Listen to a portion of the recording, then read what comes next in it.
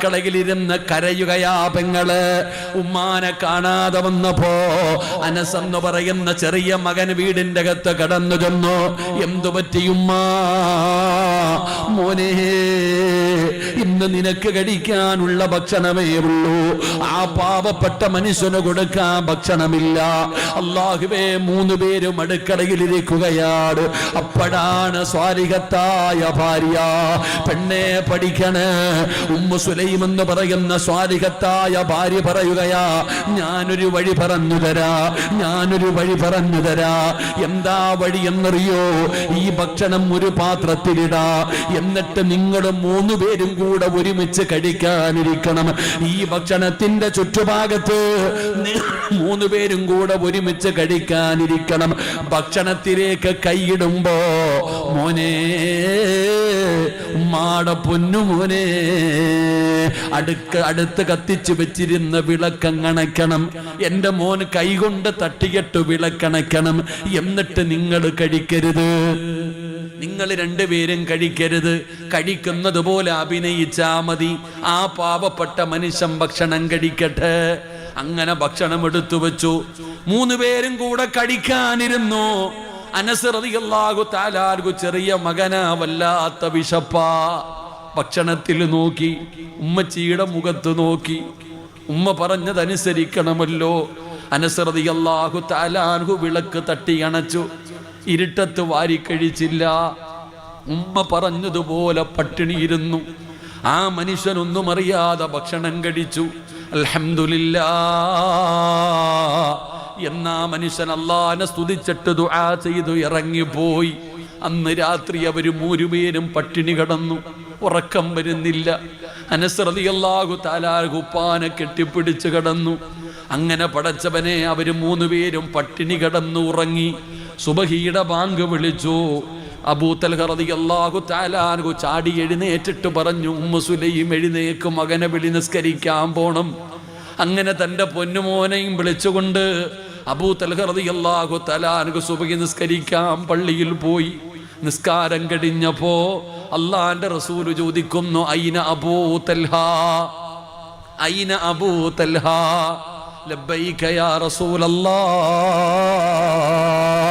ഞാനിവിടെയുണ്ട് നബിയേ, ഞാനിവിടെയുണ്ട് നബിയേ. അല്ലാഹുവിന്റെ റസൂല് 2 പേരെയും അടുത്ത് വിളിച്ചു. ഉപ്പാനെയും മോനെയും അടുത്ത് വിളിച്ചിട്ട് അല്ലാഹുവിന്റെ റസൂല് പറഞ്ഞു, തൽഹാ, ഇന്നലെ വിളക്കണച്ചിട്ട് നടത്തിയ വിരുന്ന് അല്ലാഹുവിന് വല്ലാതെ ഇഷ്ടപ്പെട്ടു. അബൂ തൽഹ. അബൂ തൽഹ റളിയല്ലാഹു തആല അൻഹു ചോദിച്ചു, നബിയേ, എൻ്റെ വീടിനകത്ത് നടന്നത് നിങ്ങൾ എങ്ങനെ അറിഞ്ഞു നബിയേ? അല്ലാഹുവിന്റെ റസൂല് പറഞ്ഞു, ജിബ്രീൽ വന്നു.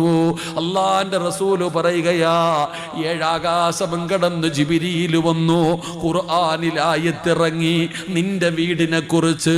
വല്ലദീന തബവ്വഉദ്ദാറ വൽ ഈമാന മിൻ ഖബ്ലിഹിം يحبون من هاجر إليهم ولا يجدون في صدورهم حاجة مما أوتوا ويؤثرون على أنفسهم ولو كان بهم خصاصة.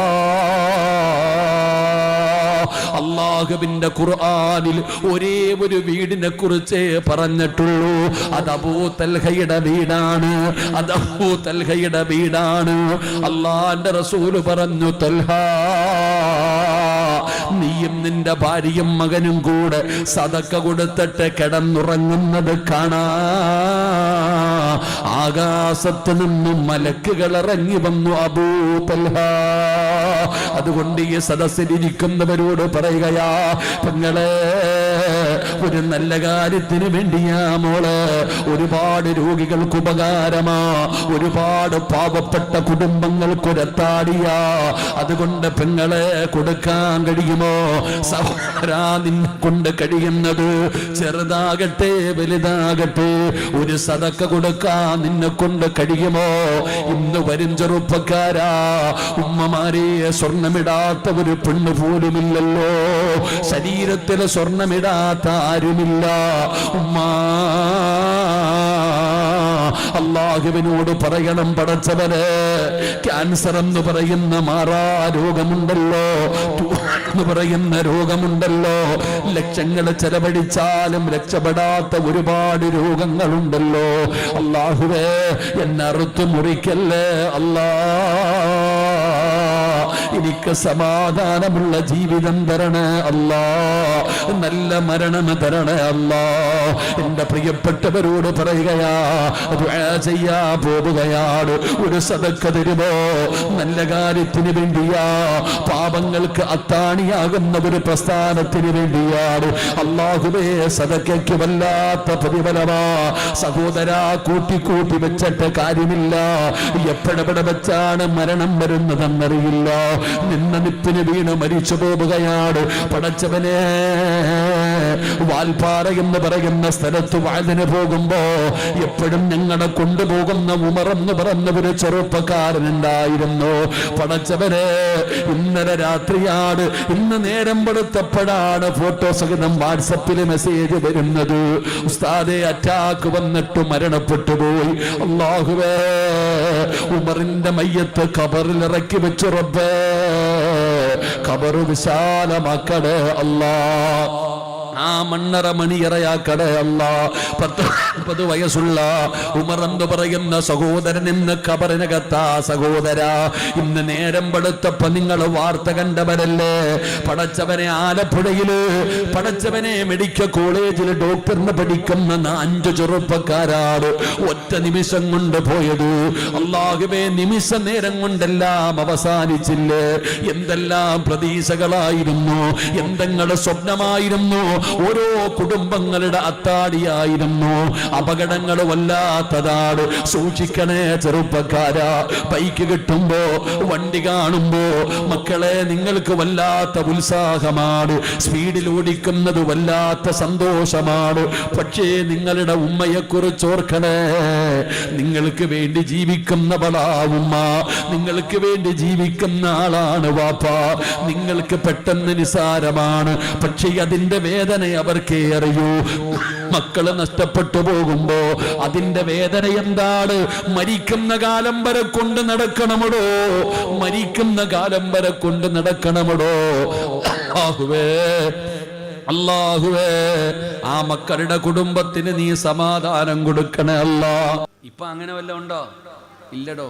ഇപ്പൊ പിന്നെ സ്നേഹമൊന്നും ഇല്ലല്ലോ, തേപ്പ് മാത്രമല്ലേ ഉള്ളൂ. അല്ലാഹു കാത്തിരിശിക്കുമാറാകട്ടെ. ഇതാരാ പഠിപ്പിച്ചേ? സ്നേഹം എന്ന് പറഞ്ഞാൽ എന്താ? നിങ്ങൾ സീരിയലിലെ നായികമാരെയല്ലേ കണ്ടിട്ടുള്ളൂ? പ്രേമവും അതുപോലെ തന്നെ പല സിനിമയും കണ്ടിട്ട് അതാണ് സ്നേഹം. എന്ന പ്രണയം എന്താണെന്ന് ഞാൻ പറഞ്ഞുതരാം. 2 പ്രണയ ജോഡികളെ ഞാൻ പറഞ്ഞു തരാം. പ്രണയിക്കേണ്ടത് എങ്ങനെയാണ്, സ്നേഹിക്കേണ്ടത് എങ്ങനെയാണെന്ന് പഠിപ്പിച്ചു തന്ന 2 നവദമ്പതികളെ ഞാൻ പഠിപ്പിച്ചു തരാം. അള്ളാഹു പഠിക്കാൻ ഭാഗ്യം തരുമാറാകട്ടെ. മഹാനായ ആദരവായ പ്രവാചകൻ നബി മുഹമ്മദ് മുസ്തഫ, അല്ലാഹുവിന്റെ പ്രവാചകൻ സല്ലല്ലാഹു അലൈഹി വസല്ലമ തങ്ങൾ തന്റെ പ്രിയപ്പെട്ട ഭാര്യയായ ഖദീജ ബീബി റളിയല്ലാഹു തആല അൻഹാ, പഠിക്കണേ പെങ്ങളെ, സീരിയലിന്റെ കഥയല്ല പറയുന്നത്, സിനിമാ കഥയല്ല പറയുന്നത്.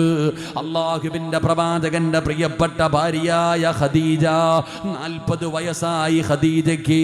40ാമത്തെ വയസ്സിലാണ് ഖദീജയുടെ വിവാഹം നടക്കുന്നത്. വിവാഹം കഴിക്കുന്നതാരാ?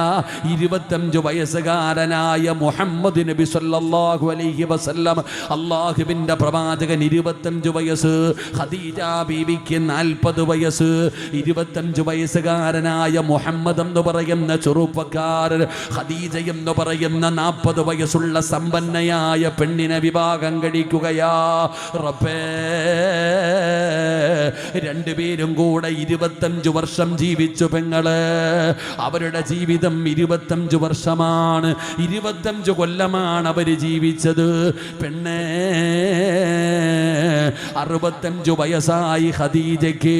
65 വയസ്സായി ഖദീജയ്ക്ക്. ആ ഖദീജ 65ാമത്തെ വയസ്സിലും കുളിച്ച് റെഡിയായി വീടിന്റെ വാതിലിന്റെ മുമ്പിൽ നിൽക്കുകയാ. അല്ലാഹുവിന്റെ റസൂൽ എന്ന് പറയുന്ന ഭർത്താവിനെ സ്വീകരിക്കാൻ നബി തങ്ങൾ കടന്നു വന്നു. അല്ലാഹുവിന്റെ പ്രവാചകന് വീട്ടിലേക്ക് കടന്നു വരുമ്പോ ഖദീജ ചിരിക്കുന്ന മുഖത്തോടെ നബി തങ്ങളെ സ്വീകരിക്കുകയാണ്. വീടിന്റെ അകത്ത് കടന്നു വന്നു. കഴിക്കാൻ ഭക്ഷണം എടുത്തു വെച്ചു, കടിക്കാൻ ഭക്ഷണം എടുത്തു വെച്ചു. അള്ളാഹുവിന്റെ പ്രവാചകന് ഭക്ഷണം കഴിക്കാനിരുന്നു. ഇരിക്കു ഖദീജ, ഇരിക്കു ഖദീജ. അള്ളാന്റെ റസൂൽ തന്റെ ഭാര്യയോട് പറഞ്ഞടുത്തിരിക്കാൻ. കഴിക്ക് ഖദീജ. അള്ളാഹുവിന്റെ പ്രവാചകനും ഖദീജ ബീവിയും ഒരു പാത്രത്തിന്റെ അകത്ത് നിന്ന് ഭക്ഷണം കഴിക്കുകയാ. സ്നേഹമെന്ന് പറഞ്ഞാൽ ഇതാ പെങ്ങള്, സ്നേഹമെന്ന് പറഞ്ഞാൽ ഇതാണ്. നബി തങ്ങള് തന്റെ ഖദീജയെ 65-ാമത്തെ വയസ്സില്, വൃദ്ധയാണ്, പ്രായമായി, തന്റെ ഭാര്യയോട് പറഞ്ഞു ഇരിക്കാൻ. ഒരു പാത്രത്തിന്റെ അകത്തിരുന്ന് ഭക്ഷണം കഴിക്കുമ്പോ ഖദീജ ചോദിക്കുന്നു, യാ റസൂലല്ലാഹ്, അല്ലാഹുവിന്റെ നബിയേ, എനിക്കിത്തിരി ഭക്ഷണം വാരിത്തരുമോ നബിയേ? 16 വയസ്സുകാരിയല്ല, 65 വയസ്സുള്ള ഖദീജ ചോദിക്കുകയാണ് തൻ്റെ ഭർത്താവിനോട്, എനിക്കിത്തിരി ഭക്ഷണം വാരിത്തരുവോ? നബിതങ്ങൾ വാരിക്കൊടുത്തടോ, നബിതങ്ങൾ വാരിക്കൊടുത്തടോ. അള്ളാന്റെ റസൂലിനോട് ചോദിക്കുന്നു, യാ റസൂലല്ലാഹ്, ഞാനിത്തിരി ഭക്ഷണം വാരിത്തരട്ടെ നബിയേ? അള്ളാന്റെ റസൂല് പറഞ്ഞു ഭക്ഷണം വാരിക്കൊടുക്കാൻ. രണ്ടുപേരും അങ്ങോട്ടും ഇങ്ങോട്ടും വായിലേക്ക് ഭക്ഷണം വാരി വെച്ച് കഴിക്കുകയാണ്. ഭക്ഷണം കഴിച്ചു കഴിഞ്ഞു. അള്ളാന്റെ റസൂൽ ഇങ്ങനെ ഇരിക്കുമ്പോ 65 വയസ്സുകാരിയായ ഖദീജ ബീബി റളിയല്ലാഹു തആല അൻഹ അള്ളാഹുവിന്റെ പ്രവാചകന്റെ അടുക്കലേക്ക് കടന്നു ചെന്നിട്ട്, യാ നബി അല്ലാഹ്, മുത്തി നബിയേ, ഞാനെന്നാ മടിയിലൊന്ന് തലവെച്ച് കിടക്കട്ടെ നബിയേ? 65-ാമത്തെ വയസ്സിലാ ഉമ്മ ചോദിക്കുന്നത്, നബിയേ, അങ്ങയുടെ മടിത്തട്ടിൽ ഞാനൊന്ന് തലവെച്ച് കിടക്കട്ടെ? നബി തങ്ങൾ സമ്മതിച്ചടോ. ഖദീജ ബീബി നബി തങ്ങളുടെ മുഖത്ത് നോക്കിയിട്ട് ചിരിക്കുകയാണ്. എന്തേ ഖദീജ ചിരിക്കുന്നത്? എന്തേ ഖദീജ എന്നെ ഇങ്ങനെ നോക്കുന്നത്? യാ റസൂലല്ലാഹ്, എന്തൊരു സൗന്ദര്യവാ നബിയേ, നിങ്ങൾക്ക് എന്തൊരു ഗ്ലാമറാ നബിയേ? നബി തങ്ങൾ പറഞ്ഞു, ഖദീജ, എന്തേ ഖദീജ, 25 കൊല്ലം കൊണ്ട് എന്നെ കാണുന്നതല്ലേ ഖദീജ? ആദ്യമായിട്ട് കാണുന്നവരെ പോലെ നിനക്കെന്തു പറ്റി ഖദീജ? അള്ളാന്റെ റസൂലിന്റെ കയ്യിലങ്ങ് പിടിക്കുകയാണ് ഖദീജ ബീബി റളിയല്ലാഹു തആല അൻഹ. നബി തങ്ങളുടെ കയ്യിൽ ഇങ്ങനെ മുറുകെ പിടിക്കുകയാ. ഖദീജയുടെ കണ്ണ് നിറയുകയാ, ഖദീജ ബീവിയുടെ കണ്ണ് നിറയുകയാണ്. അള്ളാന്റെ റസൂല് ചോദിച്ചു, എന്തേ ഖദീജ, നിനക്കെന്തു പറ്റി ഖദീജ? ഖദീജ ബീബി റളിയല്ലാഹു തആല അൻഹ അള്ളാന്റെ റസൂലിനോട് ചോദിക്കുന്നു, നബിയേ, 25 വർഷമായി നമ്മൾ ഒരുമിച്ച് ജീവിക്കാൻ തുടങ്ങിയിട്ട്, 25 കൊല്ലമായി നമ്മൾ രണ്ടുപേരും ഒരുമിച്ച് ജീവിക്കാൻ തുടങ്ങിയിട്ട്, എൻ്റെ ഭാഗത്ത് നിന്ന് എന്തെങ്കിലും തെറ്റു വന്നിട്ടുണ്ടെങ്കിൽ എനിക്ക് പൊരുത്തം തരുമോ നബിയേ? എനിക്ക് പൊരുത്തം തരുമോ നബിയേ? അള്ളാന്റെ റസൂല് ചോദിച്ചു, എന്തേ ഖദീജ, നിനക്കെന്തു പറ്റി ഖദീജ? യാ റസൂലല്ലാഹ്, എൻ്റെ മരണമെടുത്തു നബിയേ, എൻ്റെ മരണമെടുത്തു നബിയേ, എനിക്ക് പൊരുത്തം തരുമോ നബിയേ? ഞാൻ മരിക്കാൻ പോകുകയാണ് നബിയേ. അള്ളാന്റെ റസൂല് വാ പൊത്തി പിടിച്ചടോ. ഖദീജ പറയല്ലേ, എന്തേ ഖദീജ നീ പറയുന്നത്? എന്തേ ഖദീജ നീ പറയുന്നത്? അള്ളാന്റെ റസൂൽ അവിടെ നിന്ന് വാ പൊത്തി പിടിച്ചു. എന്നിട്ട് പറഞ്ഞു, എനിക്ക് പൊരുത്തവാ ഖദീജ, എനിക്ക് നിന്നോട് പൊരുത്തവാ ഖദീജ, നീ എന്നോട് പൊരുത്തം ചോദിക്കരുത്. എൻ്റെ ഉമ്മ ഖദീജ ആരെന്നറിയോ? ഖദീജ ബീവി റളിയല്ലാഹു തആല അൻഹ ആരെന്നറിയോ? അല്ലാഹുവേ, സ്വർഗത്തിലൊരു മുത്തിന്റെ കൊട്ടാരം അല്ലാഹു പണിതി വെച്ചിട്ടുണ്ട്. സ്വർഗത്തിലൊരു മുത്തിന്റെ കൊട്ടാരം അല്ലാഹു പണിതി വെച്ചിട്ടുണ്ട് ഖദീജയ്ക്ക്. എന്തിനാണെന്നറിയോ? എന്തിനാണെന്നറിയോ?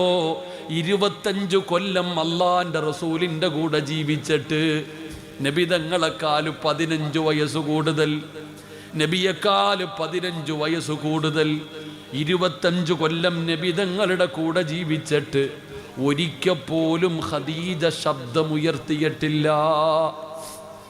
അള്ളാഹുവിന്റെ റസൂലിന്റെ മുമ്പില് തന്നെക്കാളും 15 വയസ്സ് കൂടുതലാണ്. ജീവിതത്തിൽ ഒരിക്കപ്പോലും ആ 25 വർഷത്തിന്റെ ഇടയിൽ ഒരിക്കപ്പോലും ഖദീജ നബി തങ്ങളുടെ മുമ്പിൽ ശബ്ദമുയർത്തിയിട്ടില്ല. നീ ചിന്തിക്ക് നിന്നെക്കുറിച്ച് പെങ്ങളെ ഖദീജ ബീബി റളിയല്ലാഹു തആല അൻഹ നബി തങ്ങൾ പറഞ്ഞു, എനിക്ക് പൊരുത്തമാ ഖദീജ. സന്തോഷം കൊണ്ട് ചാടി എഴുന്നേറ്റു, കെട്ടിപ്പിടിച്ചിട്ട് നബി തങ്ങൾക്ക് ചുംബനം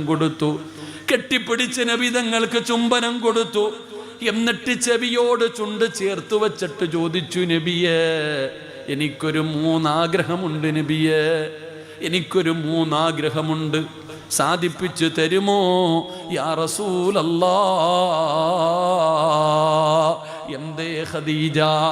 65-കാരിയുടെ മരിക്കുന്നതിന് മുമ്പുള്ള 3 ആഗ്രഹം എന്തെന്നറിയോ യാ റസൂലല്ലാഹ്? ഞാൻ മരിച്ചാൽ നിങ്ങൾ എൻ്റെ മയ്യത്ത് കുളിപ്പിക്കണം. നിങ്ങൾ വേണം എന്നെ കുളിപ്പിക്കാൻ. കാരണം എൻ്റെ ശരീരം നിങ്ങൾ കണ്ടതാണ്. ഇനി വേറെ ഒരാളും കാണുന്നത് എനിക്കിഷ്ടമല്ല നബിയെ. ഒരു പെണ്ണും കാണണ്ട. നിങ്ങൾ കണ്ട ശരീരം ഒരു പെണ്ണു പോലും മയ്യത്ത് കുളിപ്പിക്കുമ്പോ കാണുമല്ലോ. അതുകൊണ്ട് എനിക്കിഷ്ടമല്ല നബിയെ. എൻ്റെ ജനാസ ആരെയും കാണിപ്പിക്കരുത്. നിങ്ങൾ വേണമെന്നെ കുളിപ്പിക്കാൻ. നബി തങ്ങൾ മിണ്ടിയില്ല. ആയിഷ ഖദീജ ബീവി കരയുകയാണ്. സമ്മതിക്ക് നബിയെ. അള്ളാന്റെ റസൂൽ അവിടെ നിന്ന് സമ്മതിച്ചു. 2ാമത്തെ ആഗ്രഹം എന്തെന്നറിയോ നബിയേ? എനിക്ക് ഒറ്റയ്ക്ക് കിടക്കാൻ പേടിയാ നബിയേ, എനിക്ക് ഒറ്റയ്ക്ക് കിടക്കാൻ പേടിയാ. നിങ്ങളില്ലെങ്കിൽ എനിക്ക് ഉറക്കം വരൂല. ഖിയാമത്ത് നാൾ വരെ ഞാൻ എങ്ങനെ കിടക്കും നബിയെ? ഖിയാമത്ത് നാൾ വരെ ഞാൻ ഖബറിനകത്ത് ഒറ്റയ്ക്ക് എങ്ങനെ കിടക്കും നബിയെ? അതുകൊണ്ട് എൻ്റെ കഫം പൊതിയുമ്പോ നിങ്ങളുടെ ചുമലിൽ കിടക്കുന്ന ഷാൾ എനിക്ക് വേണം നബിയെ. നിങ്ങളുടെ സുഗന്ധമുള്ള ആ ഷാള് എൻ്റെ കഫം തുണികത്ത് വെക്കണം നബിയെ. ഖിയാമത്ത് നാൾ വരെ അത് മതി. ആ സുഗന്ധമെങ്കിലും എനിക്ക് വേണം നബിയെ. അള്ളാന്റെ റസൂൽ അവിടെ നിന്ന് സമ്മതിച്ചു. ഖദീജ ബീവിയുടെ 3ാമത്തെ ആഗ്രഹം, എൻ്റെ ഖബറിലിറങ്ങണം നബിയെ, എൻ്റെ ഖബറിലിറങ്ങണം. നിങ്ങൾ വേണം എൻ്റെ ജനാസ ഇറക്കി വെക്കാൻ. നിങ്ങൾ വേണം എൻ്റെ ഖബറിൻ്റെ അകത്ത് മണ്ണ് വാരി വെക്കാൻ. അവസാനം ഖദീജ ബീവി യാത്രയായി. നബിതങ്ങൾ കുളിപ്പിച്ചു. ചെറുപ്പക്കാരാ, ഇതുപോലെ ലോകത്തൊരാൾക്കും ഭാഗ്യം കിട്ടിയിട്ടില്ല. അള്ളാന്റെ റസൂല് തന്നെ ഖദീജയെ കുളിപ്പിച്ചു. നബിതങ്ങൾ കരഞ്ഞുകൊണ്ടാ തൻ്റെ ഖദീജയെ കുളിപ്പിച്ചത്. അവസാനം കഫം പൊതിയുമ്പോ തൻ്റെ ചുമലിൽ കിടന്ന ഷാളെടുത്തിട്ട് നബിതങ്ങൾ ചുംബിച്ചു. ഖദീജ ബീവിയുടെ കഫം തുണിക്കകത്ത് വെച്ചു കൊടുത്തു. അവസാനം നബിതങ്ങൾ ഖബറിനകത്തിറങ്ങി. ഖദീജ ബീവിയുടെ കബള ഒരു പിടി മണ്ണുവാരി ആ കബളിൻ്റെ താഴെ വെച്ചിട്ട് തല ഉയർത്തുമ്പോ ഖദീജ ബീവിയുടെ കഫം തുണി നനഞ്ഞു. പെങ്ങളെ, നബിതങ്ങള് കരഞ്ഞിട്ട് എന്തിനായി ചരിത്രം പറഞ്ഞതെന്നറിയോ? അള്ളാന്റെ റസൂല് ലോകത്തോട് വിട പറഞ്ഞു. ഖദീജയെ ഖബറടക്കി. എന്നാ നബിതങ്ങൾ എപ്പോ നോക്കിയാലും പറയും ഖദീജ. എന്തു പറയുമ്പോഴും ഉദാഹരണം പറയുന്നത് ഖദീജയെ കുറിച്ചാണ്. നബിതങ്ങൾക്ക് വല്ലാത്ത ഇഷ്ടമായിരുന്നു. തന്നെക്കാളും 15 വയസ്സ് കൂടിയ ആ ഖദീജ എന്ന് പറഞ്ഞ നബിതങ്ങൾക്ക് ജീവനായിരുന്നു.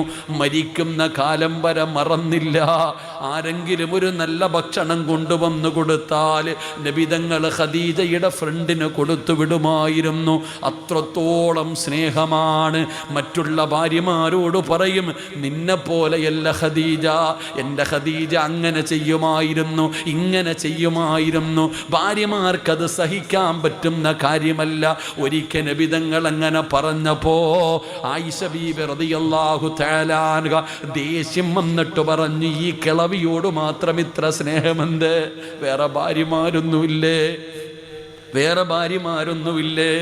നബി തങ്ങൾ കരഞ്ഞു. ചെറുപ്പക്കാരാ, പെങ്ങളെ, നബി തങ്ങൾ കരഞ്ഞു. മോളെ, എന്തിനാ കരഞ്ഞതെന്നറിയോ? തൻ്റെ ഖദീജയെ കിളവി എന്ന് വിളിച്ചത് ഇഷ്ടപ്പെടാത്തത് കാരണം. അതാണടോ സ്നേഹമെന്ന് പറയുന്നത്. ഒരു ഭാര്യയും ഭർത്താവും തമ്മിലുള്ള ബന്ധമതാണ്. അതുകൊണ്ട് അഭിനയം നിർത്ത്, സ്നേഹിക്കടോ. ചതിക്കല്ലേ സഹോദരാ, വഞ്ചിക്കല്ലേ സഹോദരാ. നിനക്ക് വേണ്ടി ജീവിക്കുന്ന ഒരു പാവപ്പെട്ടവളുണ്ടടാ. ഏതെങ്കിലും ഒരു തൊലിവെളുപ്പുള്ളവളെ കാണുമ്പോ നീ എന്തേ മറന്നുപോയത്? നിന്റെ വീടിനകത്തിരുന്നിട്ട് നിന്റെ മക്കളെ നോക്കി, നിന്റെ വീട് നോക്കി, നിന്റെ വാപ്പയ്ക്കും ഉമ്മയ്ക്കും വെച്ച് വിളമ്പിക്കൊടുത്ത് ആ പാവപ്പെട്ട പെണ്ണ് നിസ്കാരപ്പായിലിരുന്നു കൊണ്ട് കരഞ്ഞുകൊണ്ട് ദുആ ചെയ്യുകയാ, എൻ്റെ ഭർത്താവിനെ കാത്തുകൊള്ളണേ അല്ലാ. അങ്ങനെ നിനക്ക് വേണ്ടി ജീവിക്കുന്ന ഒരു പെണ്ണിനെ എങ്ങനെയാ ചെറുപ്പക്കാരാ, എങ്ങനെയാടാ ഒരു പെണ്ണിനെ കാണുമ്പോ നിനക്ക് മറക്കാൻ കഴിയുന്നത്? പെങ്ങളെ, കടന്ന് ഗൾഫ് നാടുകളിൽ കടന്ന് കുബൂസും വെള്ളവും കുടിച്ച് ആ ചുട്ടുപഴുത്ത മലരാരുണ്യത്തിൽ കടന്നു ജീവിക്കുമ്പോഴും ദുബൈയിലും ഗൾഫ് നാടുകളിൽ ഒരുപാട് സുന്ദരികളെ കാണാറുണ്ട്. എന്നാൽ എനിക്ക് വേണ്ടി ഒരു പെണ്ണുണ്ടല്ലോ എന്ന് പറഞ്ഞ് അല്ലാഹുവിനെ ഭയന്ന് ജീവിക്കുന്ന ഭർത്താക്കന്മാര് ഏതെങ്കിലും ഒരുത്തനെ കാണുമ്പോ മറക്കുന്ന പെങ്ങളുണ്ടല്ലോ. പണം കാണുമ്പോ, സൗന്ദര്യം കാണുമ്പോ, പടച്ചവനെ എൻ്റെ ഭർത്താവിനെക്കാളും പ്രായം കുറഞ്ഞവനാണ് എന്ന് ഭർത്താവിനെ വഞ്ചിക്കുന്ന പെങ്ങള് എങ്ങനാ മോള്? അതുകൊണ്ട് എൻ്റെ പ്രിയപ്പെട്ടവരോട് പറയുകയാ, മന്നസിനാ അലൈഹി അർബഅത്തു ഖൈറാ വജബതു ലഹുൽ ജന്നാ. 4 പേര് പറഞ്ഞ സ്വർഗമാണ്.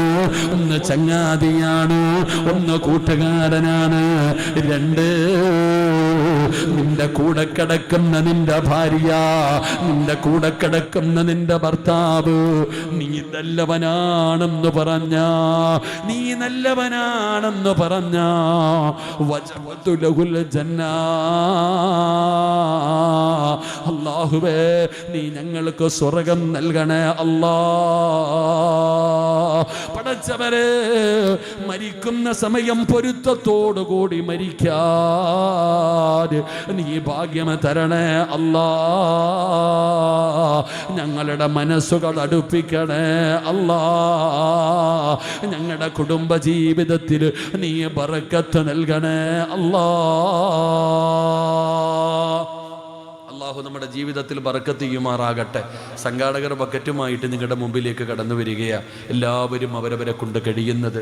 എൻ്റെ പ്രിയപ്പെട്ട സഹോദരങ്ങളെ, ഞാൻ ഇവരെക്കുറിച്ച് പറഞ്ഞു തരേണ്ട കാര്യമില്ല. ഈ CH സെൻ്ററിനെ കുറിച്ച് ഞാൻ പറഞ്ഞു തരേണ്ട കാര്യമില്ല. നിങ്ങൾ ഓരോരുത്തരും അതിൻ്റെ സഹായം നിങ്ങളിൽ പലരുടെയും വീടുകളിൽ വന്നുകൊണ്ടിരിക്കുന്നതാണ്. അതുകൊണ്ട് അൽഹംദുലില്ലാഹ് അവരുടെ ബിൽഡിങ്ങിൻ്റെ പണി നടന്നുകൊണ്ടിരിക്കുകയാണ്. അതിൻ്റെ ഉദ്ഘാടനം തീരുമാനിച്ചിരുന്നതാ. സാമ്പത്തികമായി ഏകദേശം ഇനി 10-15 ലക്ഷം രൂപ വേണം അതിൻ്റെ പണിയൊന്ന് പൂർത്തിയാകാൻ. അൽഹംദുലില്ലാഹ് അവർ നിങ്ങളുടെ മുമ്പിലേക്ക് ബക്കറ്റുമായി കടന്നു വരുന്നു. എൻ്റെ പ്രിയപ്പെട്ടവരെ, എത്രയോ രോഗികളെ നമ്മൾ കാണുന്നവരാ. സഹോദര, വെറുതെ ആരും കൊടുക്കണ്ടടോ. എത്രയോ രോഗികളെ നമ്മൾ കാണുന്നു. എൻ്റെ പ്രിയപ്പെട്ടവരെ, ഞാൻ ഇന്നലെ എനിക്ക് ഇന്നലെ ഞാൻ വയനാട് പോയി സഹോദര. ആ ഉണ്ടായ ഭൂമിയിൽ ഞാൻ ചെന്നു. എന്നെ കൊണ്ടുപോയി കാണിച്ചു തന്നു. ഉസ്താദ്, ഈ കിടക്കുന്നത് മുഴുവനും അവിടെ ദുരന്തത്തിൽ മരണപ്പെട്ടു പോയവരാ. മീസാൻ കല്ലിൽ എഴുതി വച്ചിരിക്കുന്നു ഓരോ പേര്. മുസ്ലിമീങ്ങളുടെ പേര് മാത്രമല്ല, ഓരോരുത്തരുടെയും പേര്. ഹിന്ദുവുണ്ട്, മുസ്ലിമുണ്ട്, ക്രിസ്ത്യാനികളുണ്ട്. ഇങ്ങനെ എല്ലാവരുടെയും പേരെഴുതി വച്ചിരിക്കുന്നു. ഞാൻ നോക്കുമ്പോൾ ഒരു മീസാൻ കല്ലിന് മാത്രം വലുപ്പം കൂടുതൽ, ഒരു മീസാൻ കല്ലിന് വല്ലാത്ത വലുപ്പം. ഞാൻ അതിൻ്റെ മുമ്പിൽ ചെന്ന് നോക്കുമ്പോൾ ഒരു കുടുംബത്തിലെ 3 കുട്ടികൾ ഒരുമിച്ച് റബ്ബേ ആ ഖബറിനകത്ത്.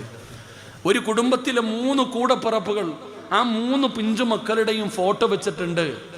അവരുടെ ഫോട്ടോയുടെ താഴെ അവരുടെ കൂട്ടുകാർ കൊണ്ടുവച്ച 3 ഡയറി മിൽക്കിൻ്റെ മുട്ടായി ഇരിപ്പുണ്ട്. ഇത്രയൊക്കെ ഉള്ള സഹോദര മനുഷ്യന്മാർ. എത്രയൊക്കെ സമ്പാദിച്ചു കൂട്ടിയിട്ട് ഒന്നുമില്ലല്ലോ. എന്തേ നമ്മൾ മനസ്സിലാക്കാൻ കഴിയാത്തത്? എൻ്റെ പ്രിയപ്പെട്ടവരെ, നിബിധങ്ങൾ പറഞ്ഞു, സദഖത്തു റദ്ദുൽ ബല, സദക്ക വിപത്തുകളെ തട്ടിമാറ്റും, സദക്ക വിപത്തുകളെ തട്ടിമാറ്റും, ദുരന്തങ്ങളെ തട്ടിമാറ്റും, രോഗങ്ങളെ തട്ടിമാറ്റും. ഞാൻ ഏറ്റവും കൂടുതൽ ഇഷ്ടപ്പെടുന്ന ഒരു തങ്ങളുണ്ട്. എൻ്റെ പ്രിയപ്പെട്ടവരെ, നമ്മളൊക്കെ എന്തെല്ലാം രോഗങ്ങൾ കേൾക്കുന്നതാ, നമ്മൾ എന്തെല്ലാം രോഗങ്ങളെ കുറിച്ച് അറിയുന്നവരാ. എൻ്റെ പ്രിയപ്പെട്ടവ, ഇന്ന് രാവിലെ 10ാം ക്ലാസ്സിൽ പഠിക്കുന്ന ഒരു പെൺകുട്ടി സ്കൂളിൽ പോയതാ. ഒരു തലവേദന പെട്ടെന്ന് വയ്യാതായി. ആ പെൺകുട്ടിയെ പെട്ടെന്ന് ഹോസ്പിറ്റലിൽ കൊണ്ടുപോയി. എൻ്റെ പ്രിയപ്പെട്ട സഹോദരങ്ങളെ, ഇപ്പം ബാംഗ്ലൂരിലാണ് ആ കുട്ടി. എന്തോ ഒരു മാരക രോഗം, 1 ലക്ഷം പേരിൽ ഒരാൾക്ക് വരുന്ന രോഗം. ഒരു ഇഞ്ചക്ഷന് തന്നെ 1 ലക്ഷം രൂപയാണ് ആ കുട്ടിക്ക്. ഒരു ഇഞ്ചക്ഷൻ അടിച്ചിട്ടാണ് എറണാകുളത്ത് നിന്ന് ബാംഗ്ലൂരിലേക്ക് കൊണ്ടുപോയിരിക്കുന്നത്. ചിരിച്ചും കളിച്ചും നടന്ന സ്കൂളിൽ പോയ ഒരു മകള്. ഇത്രയുള്ള സഹോദര, അള്ളാഹു ആ പൊന്നുമോൾക്ക് ശിവ കൊടുക്കുമാറാകട്ടെ.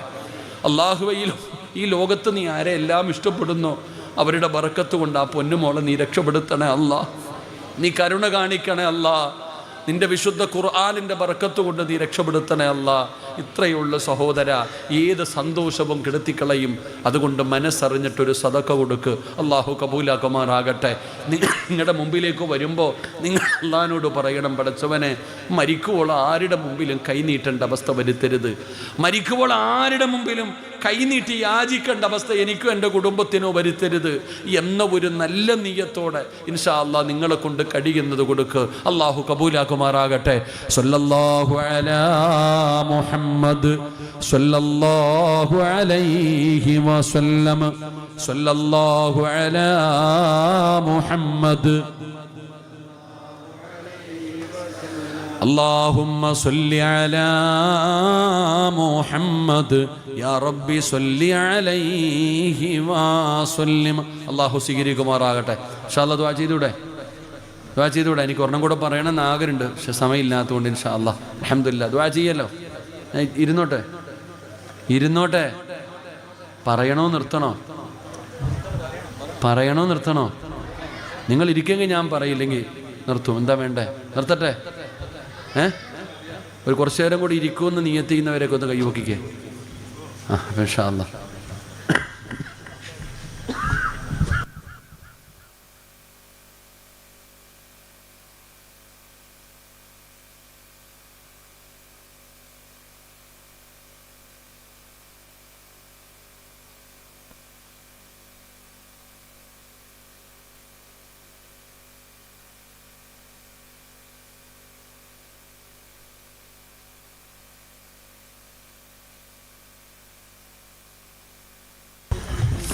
അള്ളാഹു നമ്മുടെ മജ്ലിസ് പരിപൂർണമായി അള്ളാഹു സ്വീകരിക്കുമാറാകട്ടെ. അള്ളാഹു നമ്മുടെ ജീവിതത്തിൽ ബർക്കത്ത് ചെയ്യുമാറാകട്ടെ. അള്ളാഹു നമ്മുടെ ഭാര്യമാരെ സ്വാലിഹത്തുകളാക്കി തരുമാറാകട്ടെ. ആമീൻ പറയടോ. ആമീൻ പറയാത്ത എന്തെന്നറിയോ? നിനക്കറിയാത്തത് കൊണ്ടാണ് നീ ആമീൻ പറയാൻ മടിക്കുന്നത്. കാരണം നീ എത്ര വലിയ ആളാണെങ്കിലും നിന്റെ ഭാര്യ നല്ലവളല്ലെങ്കിൽ നീ പേടിക്കണം. അള്ളാഹു നമ്മളെ കാക്കുമാറാകട്ടെ. നീ എത്ര നല്ലവനാണെങ്കിലും നീ നിസ്കരിക്കും, നോമ്പ് പിടിക്കും, ഖുർആൻ ഓതും, ഹജ്ജ് ചെയ്യും, ഉംറ ചെയ്യും, സദക്ക കൊടുക്കും, എല്ലാം നീ ചെയ്യും. പക്ഷെ നിന്റെ ഭാര്യ നല്ലവളല്ലെങ്കിൽ നീ എത്ര നല്ലവനാണെങ്കിലും പേടിക്കണം. അള്ളാഹു കാക്കുമാറാകട്ടെ. എന്തുകൊണ്ടാ ഞാൻ പറഞ്ഞു തരാം. 950 വർഷക്കാലം ദഅവത്ത് നടത്തിയ നബിയാണ് നൂഹ് നബി അലൈഹിസ്സലാം. എത്ര കൊല്ലം?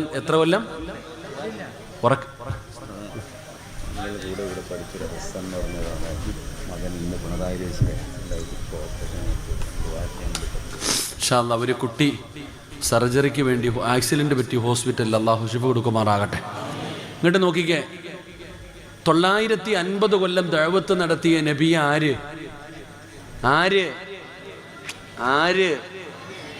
950 കൊല്ലം വഅദ് പറഞ്ഞ പ്രവാചകൻ. വേറെ ആരെങ്കിലും അത്രയും പറഞ്ഞിട്ടുണ്ടോ? ഇല്ല. അതുപോലെ വഅദ് പറഞ്ഞ വേറെ ഒരു നബിയില്ല. ഈ നബി രാവിലെ മുതൽ വൈകുന്നേരം വരെ വഅദ് പറഞ്ഞു. പക്ഷെ ഈ നബിയുടെ ഭാര്യ അള്ളാഹിനെ കൊണ്ട് വിശ്വസിച്ചോ? ഇല്ല. വിശ്വസിച്ചോ? ഇല്ല. ഈ നബിയുടെ മകൻ തൂഫാൻ എന്ന് പറയുന്ന ജലപ്രളയം ഉണ്ടായപ്പോൾ നൂഹ് നബി കപ്പലിൽ അള്ളാഹിനെ കൊണ്ട് വിശ്വസിച്ചവരെയും കൊണ്ട് കപ്പലിൽ ഇങ്ങനെ പോവാ. അപ്പോഴാ മോൻ ഇങ്ങനെ വെള്ളത്തിൽ കിടന്ന് മുങ്ങുന്നുണ്ട്. നൂഹ് നബി വിളിച്ചു, യാ ബുനയ്യ, ഉപ്പച്ചിയുടെ പൊന്നുമോനെ കേറടാ, വാപ്പച്ചിയുടെ പൊന്നുമോൻ കേറ്.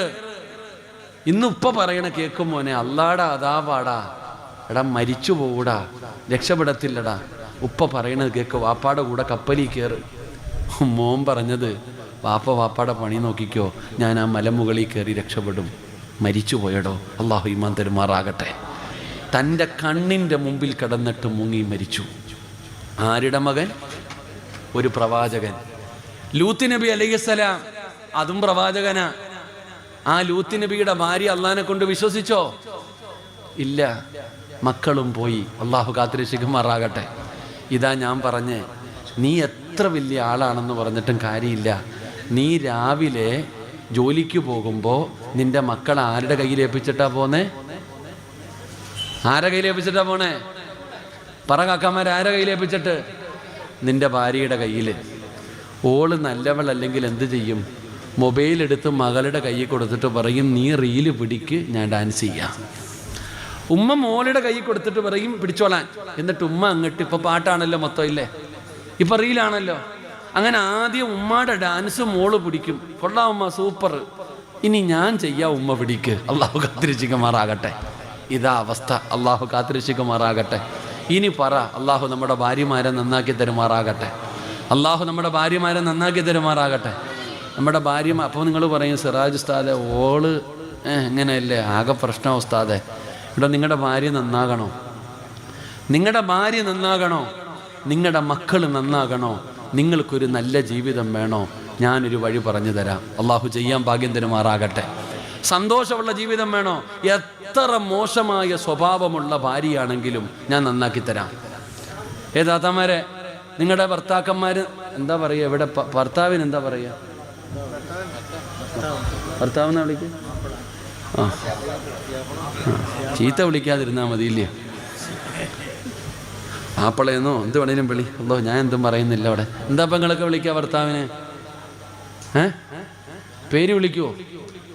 എടാ വാടാ പോടാന്നാ വിളിക്കണേ അല്ലേ? പ്രേമിച്ച് കിട്ടിയതല്ലേ? എടാ വാടാ പോടാ ബന്ധമല്ലേ? ചില പെണ്ണുങ്ങൾ ഭർത്താവിൻ്റെ പേര് വിളിക്കും, ഇല്ലേപ്പാ? പേര് വിളിക്കൂല്ലേ? നീ എന്തിനാണ് മനുഷ്യ ഭർത്താവ് എന്ന് പറഞ്ഞ് നടക്കണേ? താത്താമാര്, ചില പെണ്ണുങ്ങൾ ഭർത്താവിൻ്റെ പേര് വിളിക്കും. ഉമ്മാനെ എന്താ വിളിക്കണത്? താത്താമാരോട് ഞാൻ ചോദിക്കട്ടെ, നിന്റെ ഉമ്മാടെ പേര് ഖദീജ, നീ ഉമ്മാന്നാണോ വിളിക്കുന്നത്? ഖദീജ ഉമ്മാന്നാണോ വിളിക്കുന്നത്? വാപ്പാൻ എന്താ വിളിക്കണേ? അബൂബക്കർ വാപ്പ, അബൂബക്കർ വാപ്പാന്നാണോ? അതോ വാപ്പാന്നാ വിളിക്കണേ? എടാ, ഒന്നീ അബൂബക്കർ എന്ന് വിളി, അല്ലെങ്കിൽ വാപ്പാന്ന് വിളി. ഒന്നീ ഖദീജ എന്ന് വിളി, അല്ലെങ്കിൽ ഉമ്മാന്ന് വിളി. രണ്ടും കൂടെ വേണ്ട. അതുകൊണ്ട് ഒന്നീ ഭർത്താവിൻ്റെ പേര് വിളിക്കരുത്. അതൊരു ബഹുമാനമാണ്, ഒരു സ്ഥാനം കൊടുക്കണം. പണ്ടത്തെ പെണ്ണുങ്ങൾ ഏയ് എന്നാ വിളിക്കുക? ഏയ് നിങ്ങൾ അല്ലേ? കുട്ടികളുടെ ഉപ്പ എന്നാ വിളിക്കുക ചിലരൊക്കെ. അല്ലാഹു അഅലം. പടച്ചോൻ നമ്മളെ കാത്തിരക്ഷിക്കുമാറാകട്ടെ. ഉറക്കപ്പറന്ന് കാത്തിരക്ഷിക്കുമാറാകട്ടെ. ഇന്ന് വീട്ടിൽ ചെല്ലുമ്പോൾ അറിയാം. ഇന്ന് വീട്ടിൽ ചെല്ലുമ്പോൾ ഭർത്താവിനോട് ഭാര്യ ചില ചോദ്യങ്ങൾ ചോദിക്കും, ഭാര്യ ഭർത്താവിനോടും ചില ചോദ്യങ്ങൾ ചോദിക്കും. കുടുംബകലഹം തുടങ്ങിയേക്കരുത്. അള്ളാഹു നന്നാക്കി തരുമാറാകട്ടെ. നന്നാകാനുള്ളൊരു വഴി പറഞ്ഞു തരട്ടെ. ഭാര്യയും നന്നാവും, മക്കളും നന്നാകും, വീടും നന്നാകും. നിങ്ങളുടെ വീട് സ്വർഗമാകും. അള്ളാഹു നമ്മുടെ വീട് അങ്ങനെയാക്കി തരുമാറാകട്ടെ. അള്ളാഹു നമ്മുടെ വീട് അങ്ങനെയാക്കി തരുമാറാകട്ടെ. നമ്മുടെ വീട് സ്വർഗമാകും. സ്വർഗമാകാനുള്ള വഴി എന്താ? നിങ്ങളെ കൊണ്ട് കഴിയുന്ന സദക്ക നിങ്ങൾ ചെയ്യേ. നിങ്ങൾ എത്രത്തോളം, ഞാൻ വെറുതെ പറഞ്ഞല്ല. എടാ, നിങ്ങൾ ചോദിക്കാറുണ്ടല്ലോ, സിറാജ് ഉസ്താദേ ഒരു സാലിഹത്തായ ഭാര്യയെ വേണം. ഓ, എല്ലാവർക്കും അതാ വേണ്ടത്. കല്യാണം കഴിക്കാനിരിക്കുന്ന ആണിനോടും പെണ്ണിനോടും ഞാൻ പറയുന്നു, നിങ്ങൾക്കിടെ വിവാഹ ജീവിതത്തിൽ അള്ളാനെ പേടിയുള്ള ഒരാളെ വേണോ? സദക്ക കൊടുത്താൽ മതി. പെണ്ണ് കാണാൻ പോകുമ്പോൾ സദക്ക കൊടുത്തിട്ട് പോ. പെണ്ണ് കാണാൻ പോകുമ്പോൾ എന്ത് കൊടുത്തിട്ട് പോകണം? സദക്ക കൊടുത്തിട്ട് പോകണം. എങ്കിൽ നല്ല പെണ്ണ് കിട്ടും. ഞാൻ ചുമ്മാതെ പറഞ്ഞല്ല, ഞാൻ തെളിവ് പറഞ്ഞുതരാം. മൂസാ നബി അലിഹിസ്സലാം ഒരാളെ ഒറ്റ അടി കൊടുത്തു, ഓൻ മരിച്ചുപോയി. അങ്ങനെ മൂസാ നബി ഇങ്ങനെ നിൽക്കുമ്പോഴാണ് ഒരാൾ വന്നിട്ട് പറഞ്ഞു, മൂസാ, ഫിർഔനിൻ്റെ പട്ടാളം വരുന്നുണ്ട് നിന്നെ പിടിക്കാൻ, നീ ആ കൊന്നേന്ന് മനസ്സിലായി, വേണമെങ്കിൽ രക്ഷപ്പെട്ടോളാൻ. മൂസാ നബി അലൈഹിസ്സലാം നിന്ന വസ്ത്രത്തോടുകൂടി മദിയൻ എന്ന് പറയുന്ന രാജ്യത്തേക്ക് നാട് വിട്ടു. ഒന്നുമില്ല മൂസാ നബിയുടെ കയ്യിൽ. മൂസാ നബി നാട് വിട്ടു മദിയൻ എന്ന് പറയുന്ന രാജ്യത്ത് ചെന്നപ്പോൾ നോക്കുമ്പോൾ ഒരു വെള്ളം കോരുന്നതിന് വേണ്ടി വലിയ തിരക്ക്. ആണുങ്ങൾ കിടന്ന് ഇടികൂടുക, ആണുങ്ങളും പെണ്ണുങ്ങളൊക്കെ കിടന്ന് തിരക്ക് കൂട്ടുന്നു. മൂസാ നബി നോക്കുമ്പോൾ 2 പെൺകുട്ടികൾ മാത്രം ഇങ്ങനെ പാത്രവും പിടിച്ചു. നിങ്ങൾ രണ്ടുപേരും വെള്ളമെടുക്കാൻ പോകുന്നില്ലേ? അപ്പൊ ഈ പെൺകുട്ടികൾ പറഞ്ഞു, ഞങ്ങൾക്ക് ലജ്ജയാ ആണുങ്ങളുടെ ഇടയിൽ പോയി കയറാൻ.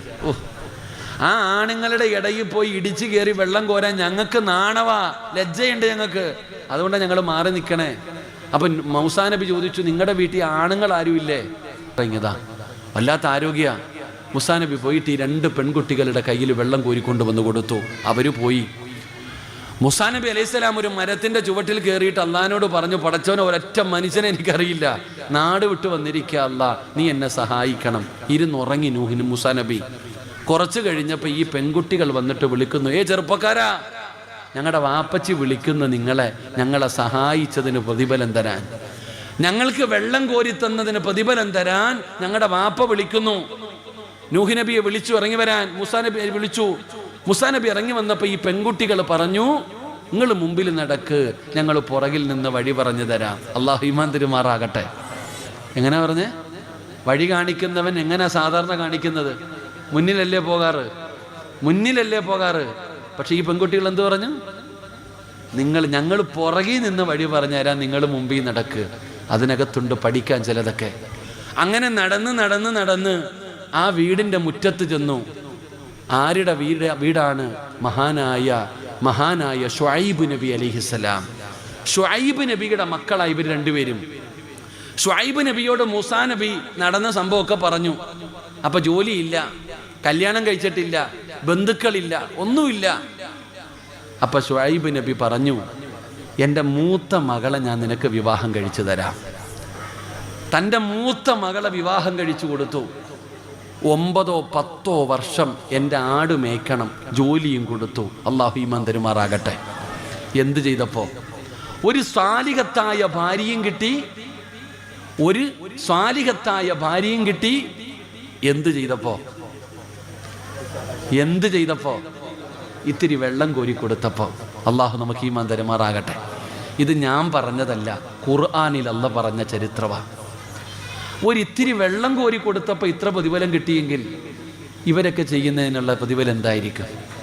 ക്യാൻസർ രോഗികൾ, കിഡ്നി രോഗികൾ, ഡയാലിസിസ് ചെയ്യുന്നവർ, പടച്ചവൻ ആരാരും ഇല്ലാത്തവർ, ഈ പാപങ്ങൾക്ക് കൊടുക്കുന്ന ഈ സഹായത്തിന് അല്ലാഹ് ഇവർക്ക് കൊടുക്കുന്ന പ്രതിഫലം എന്തായിരിക്കും? ഇതാ ഞാൻ പറഞ്ഞേ, സദക്ക കൊടുത്ത സാലിഹത്തായ ഭാര്യയും കിട്ടും, സന്തോഷമുള്ള ജീവിതവും കിട്ടും. അള്ളാഹു നമുക്ക് ഈമാൻ നൽകുമാറാകട്ടെ. അതുകൊണ്ട് എൻ്റെ പ്രിയപ്പെട്ട സഹോദരങ്ങളെ, സംഘാടകർ നിങ്ങളുടെ കയ്യിലേക്ക് ഒരു പേപ്പർ തരുന്നുണ്ട്. നിങ്ങളെ കൊണ്ട് എന്താ കൊടുക്കാൻ പറ്റുക? നിങ്ങളെ കൊണ്ട് എന്താ ചെയ്യാൻ കഴിയുക?